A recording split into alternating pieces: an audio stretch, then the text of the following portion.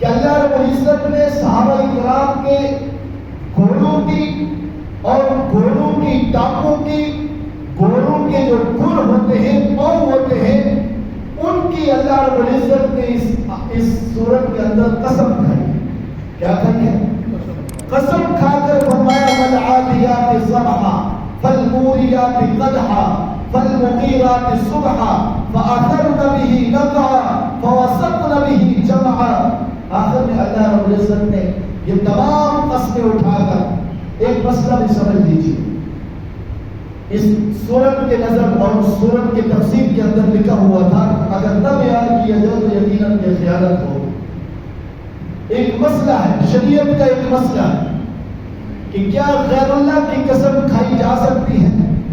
اللہ کے علاوہ کسی کی قسم کھانا جائز ہے یا نہیں؟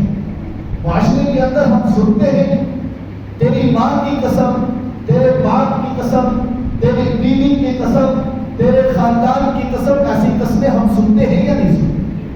شریعت کے اندر غیر اللہ کی قسمیں کھانا جائز نہیں. غیر اللہ کی قسمیں کھانا جائز نہیں. یہ توڑ فیصلہ ہے کہ اللہ کے علاوہ کسی کی قسم کھانا جائز نہیں. اب سوال یہ پیدا ہوتا ہے کہ اگر غیر اللہ کی قسمیں کھانا جائز نہیں ہے تو اللہ رب العزت نے گھوڑوں کی ٹانگوں کی، گھوڑوں کے پاؤں کی اور اس کے اوپر جو ہے وہ اٹھنے والے گرد و غبار کی قسم کیوں ہے؟ تو یاد رکھنا کہ جو حکم ہمارے لیے ہوتا ہے وہ اللہ رب العزت کے لیے نہیں ہوتا. قرآن کریم کی آیت ہے کہ اللہ رب العزت کے سامنے اللہ رب العزت سے اس چیز کے بارے میں سوال نہیں کیا جائے گا کہ جو وہ کرتا ہے. اس سے سوال کرنے والا کون؟ کوئی ہے اس سے سوال کرنے والا؟ ہم اگر کسی کو قتل کر دیں، مار دیں تو ہم سے پوچھا جاتا ہے یا نہیں جاتا؟ سوال کیا جاتا ہے یا نہیں جاتا ہے؟ لیکن اللہ رب العزت حضرت اسرائیل کو بھیج کر بندے کی روح کو قبض کرتے کوئی پوچھنے والا ہے؟ کوئی پوچھ سکتا ہے؟ کوئی طاقت رکھ سکتا ہے؟ تو اس لیے اللہ رب العزت کے لیے وہ حکم نہیں ہے کہ جو مخلوق کے لیے ہے، جو امت کے لیے ہے، جو شریعت نبی کریم صلی اللہ علیہ وسلم کی امت کے لیے ہے، وہ اللہ رب العزت کے لیے نہیں ہے. اللہ رب العزت ان تمام احکام سے، ان تمام سوالوں سے اللہ رب العزت کی ذات بری ہے. اس لیے اللہ رب العزت نے جب قسم کھائی ہے تو ہمارا ایمان ہے کہ یہ صحیح ہے، اس کے اوپر اعتراض کی گنجائش نہیں.